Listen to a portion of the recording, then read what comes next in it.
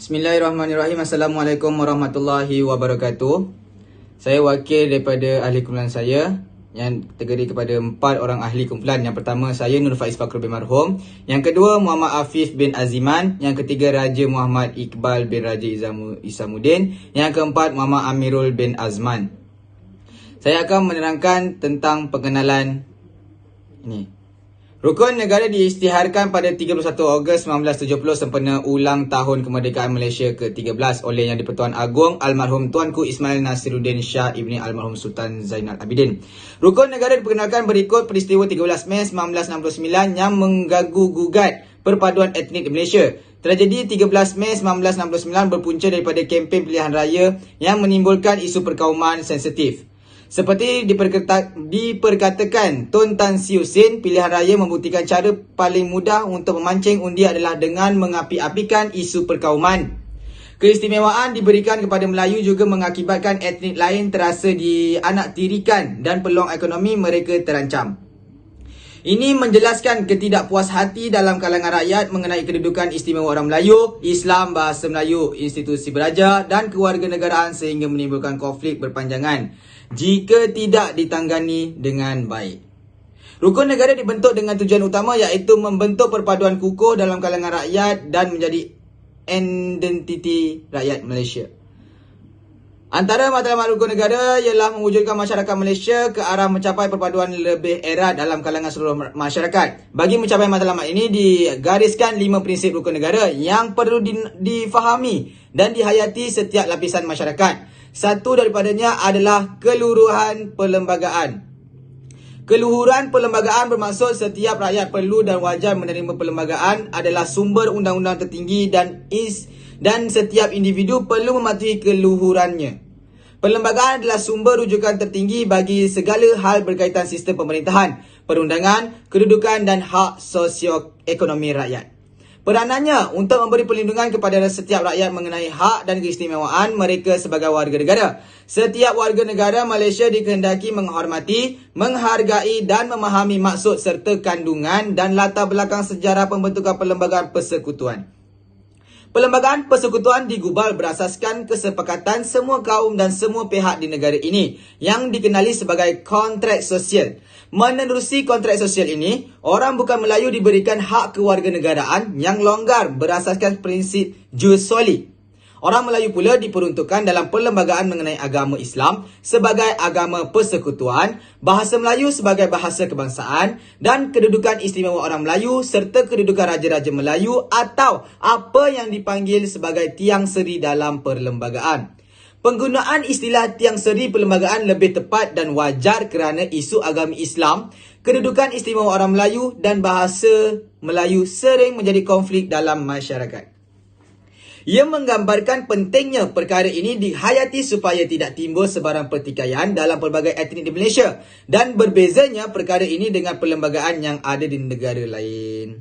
Dari perspektif hubungan etnik di Malaysia, perkara yang dianggap menguntungkan orang Melayu dalam perlembagaan persekutuan diimbangi dengan peruntukan lain yang juga memberi kelebihan kepada etnik bukan Melayu. Perkara yang menetapkan Islam sebagai agama bagi persekutuan diimbangi dengan peruntukan kebebasan bagi setiap rakyat menganut dan mengamalkan apa-apa agama dalam suasana aman dan harmoni. Begitu juga perkara yang menetapkan bahasa Melayu sebagai bahasa kebangsaan juga diimbangi dengan peruntukan bahawa tidak ada seorang pun yang boleh dilarang daripada menggunakan iaitu melainkan bagi maksud rasmi atau mengajar atau mempelajari apa-apa bahasa lain. Hal sama juga berlaku ke atas perkara yang menetapkan kedudukan istimewa orang Melayu dan Bumiputera, Sabah serta Sarawak. Diimbangi dengan peruntukan bahawa kerajaan tidak boleh melucut, menarik balik atau menyebabkan hak kaum lain terhakis. Maka, perkara ini perlu difahami setiap lapisan masyarakat, khususnya generasi muda supaya sentiasa berlapang dada dalam sesuatu isu membabitkan bahasa Melayu, Islam dan orang Melayu dalam perlembagaan. Ini seperti pernah dinyatakan mesyuarat Majlis Raja-Raja ke-215, iaitu Islam dan orang Melayu adalah asas utama pembentukan Malaysia. Justeru, konsep memasyarakatkan perlembagaan di bawah payung keluhuran perlembagaan perlu digembar-gemburkan. Konsep memasyarakatkan perlembagaan ini bererti masyarakat perlu didedahkan perlembagaan bukan hanya daripada aspek perundangan semata-mata, tetapi dari perspektif sejarah, budaya, agama, politik, undang-undang dan hubungan etnik. Ini dinyatakan laporan Suruhanjaya RIT yang menekankan pentingnya mengambil kira faktor sejarah, tradisi, ekonomi dan sosial yang wujud pada 1957 dalam merangka perlembagaan. Program pemekaan kontrak sosial perlu dilaksanakan bertujuan mewujudkan kepekaan rakyat Malaysia terhadap pengetahuan dan kefahaman mengenai kontrak sosial. Ini boleh dilakukan menerusi kerjasama jabatan kerajaan, pertubuhan bukan kerajaan iaitu NGO dan komuniti serta pihak swasta dengan mengambil kira faktor di atas.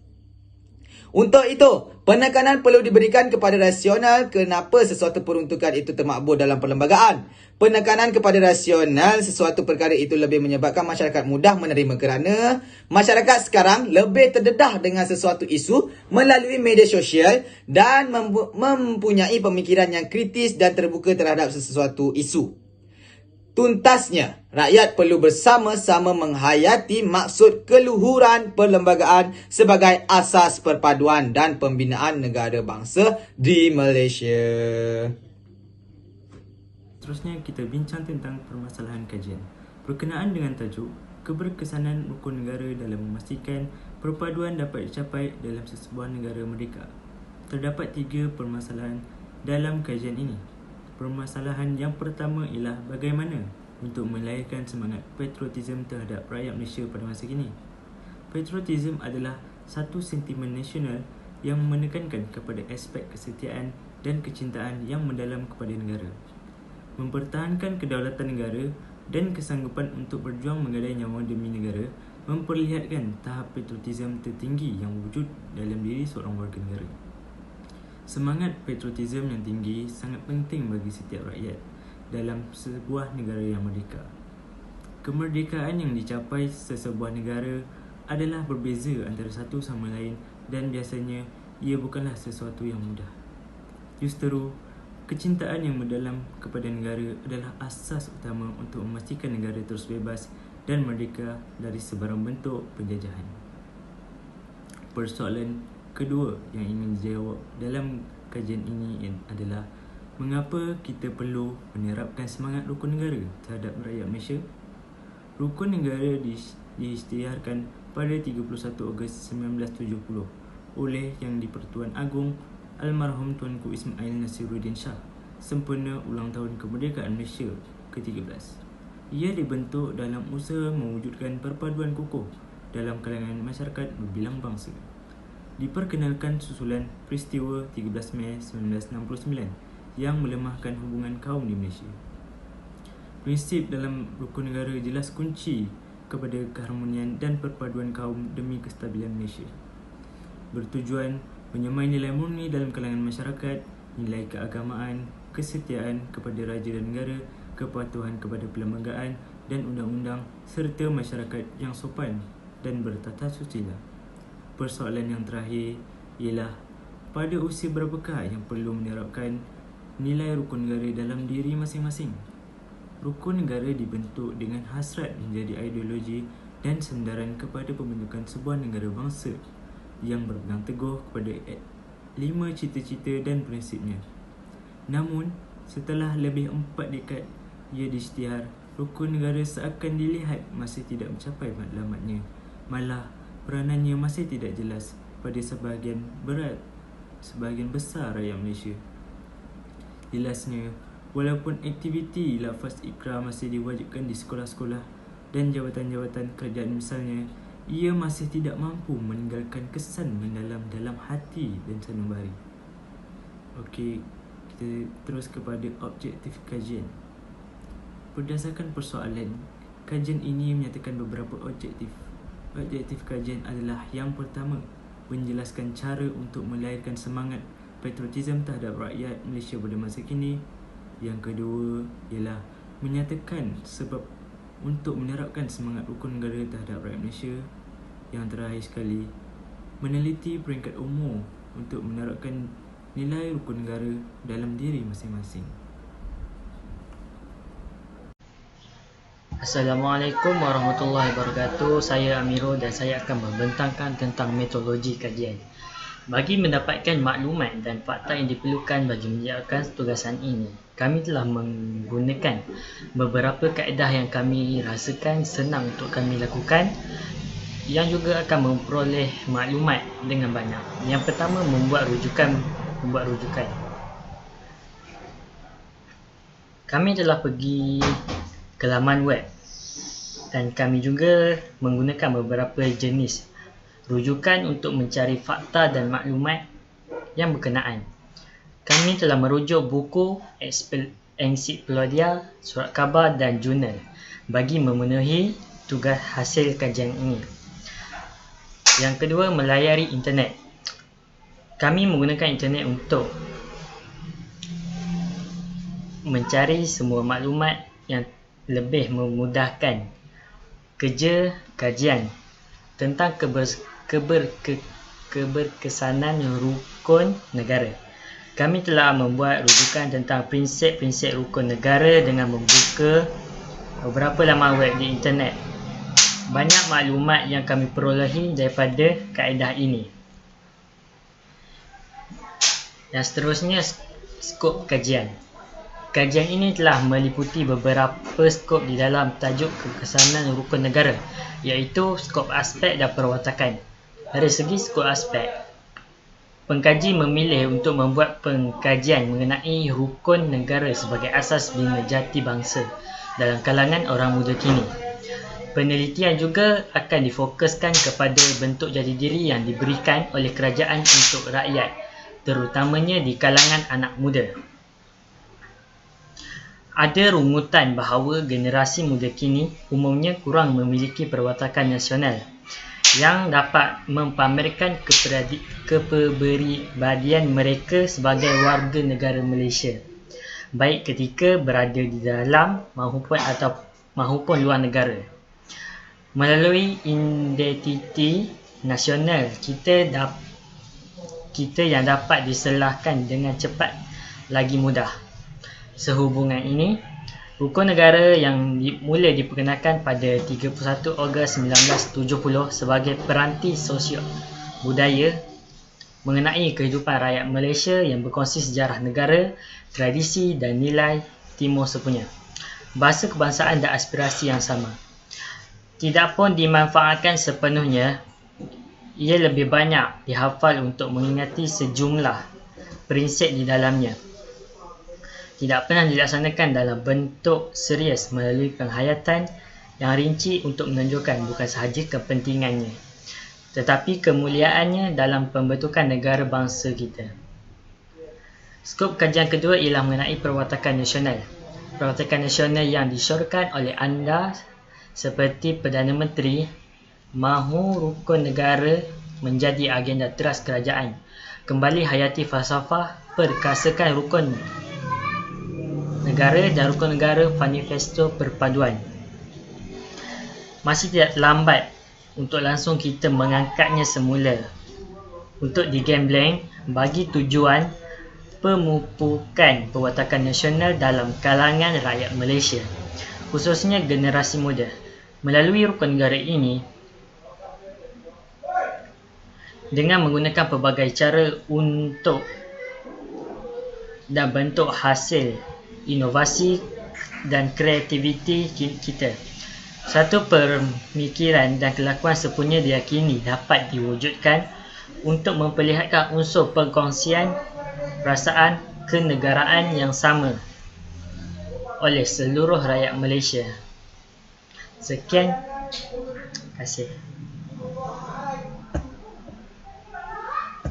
Assalamualaikum warahmatullahi wabarakatuh. Nama saya Raja Muhammad Iqbal. Saya dari kelas DTC 2A. Saya akan present tentang bahagian kajian literature. Rukun negara adalah ideologi nasional Malaysia Ia ditubuhkan oleh Jawatankuasa Sukan Negara pada 31 Ogos 1970, 1 tahun setelah tragedi yang merosakkan perpaduan dan keamanan negara pada 13 Mei 1969. Pemusuhan dan pertengkaran ini berlaku kerana perlakuan tidak adil terhadap masyarakat pelbagai etnik di negara. Masalah ini berasal dari pemerintah Inggeris dan kemudian meneruskan pencerobohan Jepun, beralih kepada perlakuan istimewa kepada orang Melayu.